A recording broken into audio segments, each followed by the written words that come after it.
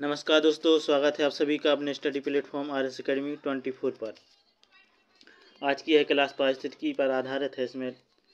इस क्लास में उन्हीं प्रश्नों को शामिल किया गया है जो पिछली परीक्षाओं जैसे सीटेट, KVS, NVS या फिर MPTET वगैरह की परीक्षाओं में पूछी गए टॉप 15 प्रश्नों को शामिल किया गया है। तो चलिए साथियों, देखते हैं आज की इस क्लास की इस पहले प्रश्न को। क्लास को शुरू करने से पहले सभी साथियों से निवेदन है कि सिलेक्शन के लिए हमारे चैनल RS Academy 24 को सब्सक्राइब करके बेल आइकन को प्रेस कर लें ताकि आने वाली सभी क्लासेस की नोटिफिकेशन आप तक सबसे पहले पहुंचे। और वीडियो को लाइक, कमेंट, शेयर अवश्य कर दें। तो चलिए साथियों, शुरुआत करते हैं आज की इस क्लास का इस पहले प्रश्न के साथ। पहला प्रश्न है, पारिस्थितिकी शब्द का सर्वप्रथम प्रयोग किसने किया है? ऑप्शन है Ernest Haeckel, A.G. Tansley, Charles Elton, Hans Peter. तो इस प्रश्न का सही आंसर है दोस्तों ऑप्शन ए, अर्नेस्ट हैकल।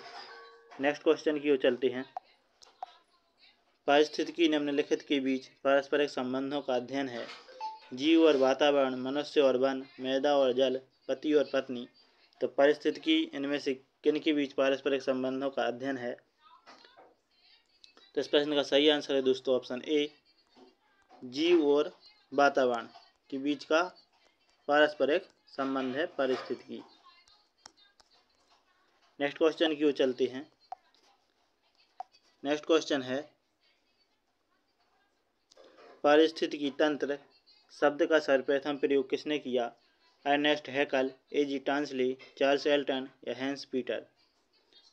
तो इस प्रश्न का सही आंसर है दोस्तों ऑप्शन ए, पारिस्थितिकी तंत्र शब्द का सबसे पहले प्रयोग किसने किया है?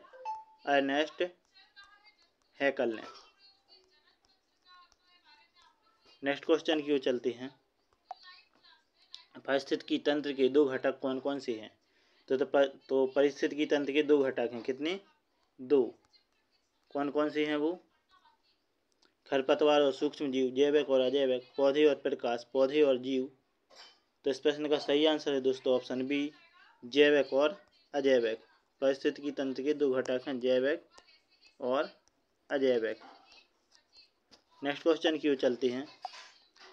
पारितंत्र में होते हैं पौधे और जंतु, उत्पादक शाकाहारी तथा मांसाहारी, उत्पादक उपभोक्ता तथा अपघटक, इनमें से कोई नहीं। तो इस प्रश्न का सही आंसर है दोस्तों ऑप्शन सी, उत्पादक, उपभोक्ता और अपघटक। नेक्स्ट क्वेश्चन है, जिनमें प्रकाश संश्लेषण की क्रिया होती है उन्हें कहते हैं उत्पादक, उपभोक्ता, अपघटक या इनमें से कोई नहीं। तो इस प्रश्न का सही आंसर होगा दोस्तों ऑप्शन ए, उत्पादक। जिनमें प्रकाश संश्लेषण की क्रिया होती है उन्हें क्या कहते हैं? उत्पादक कहते हैं। उत्पादक कौन होते हैं? पौधे होते हैं। नेक्स्ट क्वेश्चन है, निम्नलिखित में से उत्पादक है, तो इनमें से उत्पादक कौन है? गाय, शेर, घास या गेंडा। तो इनमें से उत्पादक कौन होता है? घास होती है। कौन है? घास। नेक्स्ट क्वेश्चन की ओर चलते हैं। जो शाकाहारी जंतु भोजन के लिए हरे पेड़ पौधों पर निर्भर करते हैं, यानी जो शाकाहारी जंतु भोजन के लिए किस पर निर्भर करते हैं? हरे पेड़ पौधों पर। उन्हें कहते हैं, निर्भर करते हैं, वे कौन होते हैं? प्रथम चरण उपभोक्ता होते हैं कि द्वितीय चरण उपभोक्ता या तृतीय चरण उपभोक्ता या फिर उपभोक्ता होते हैं? तो इस प्रश्न का सही आंसर है दोस्तों ऑप्शन ए, यानी कि प्रथम चरण उपभोक्ता कहलाते हैं। जो जीव जंतु किस पर निर्भर करते हैं? हरे पेड़ पौधों पर भोजन के लिए।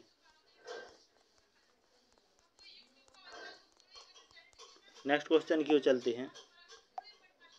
खाद्य श्रृंखला यानी फूड चेन बनती है, किससे बनती है? उत्पादकों, उपभोक्ताओं एवं अपघटकों से। उत्पादक मांसाहारी एवं अपघटक उत्पादकों एवं प्राथमिक उपभोक्ताओं से। उत्पादकों शाकाहारी एवं मांसाहारियों से। तो इस प्रश्न का सही आंसर क्या होगा दोस्तों? इस प्रश्न का सही आंसर होगा दोस्तों ऑप्शन ए, यानी कि उत्पादकों, उपभोक्ताओं एवं अपघटकों, इनसे खाद्य श्रृंखला बनती है। नेक्स्ट क्वेश्चन की ओर चलते हैं। किसी श्रृंखला में प्राथमिक उपभोक्ता होता है, तो किसी श्रृंखला में प्राथमिक उपभोक्ता कौन होता है? उत्पादक, शाकाहारी, मांसाहारी या अपघटक।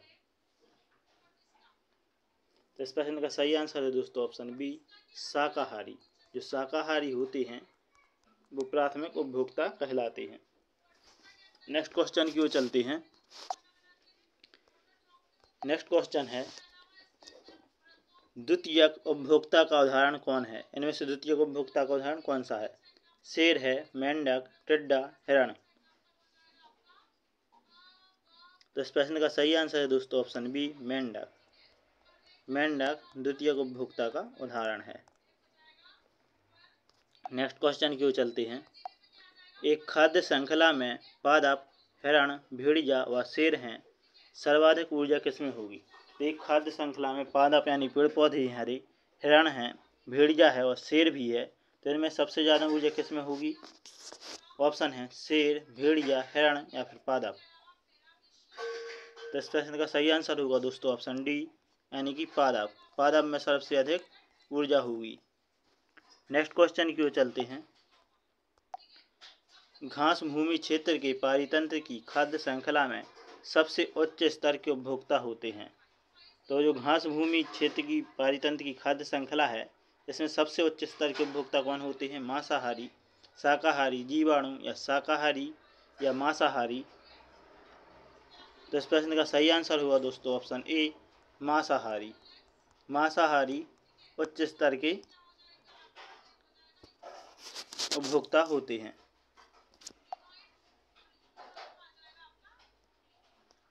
मांसाहारी। नेक्स्ट क्वेश्चन की ओर चलते हैं। खाद्य श्रृंखला के परस्पर समूह को कहा जाता है खाद्य चक्र, श्रृंखला अभिक्रिया, खाद्य जाल या बायोमास का पिरामिड।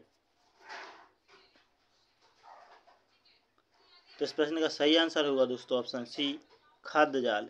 खाद्य श्रृंखला के परस्पर समूह को खाद्य जाल कहा जाता है।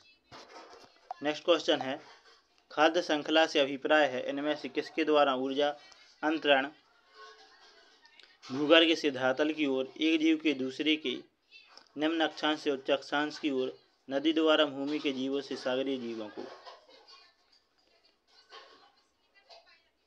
तो इस प्रश्न का सही आंसर है दोस्तों ऑप्शन बी, यानी खाद्य श्रृंखला में एक जीव के द्वारा दूसरे जीव में ऊर्जा का अंतरण होता है।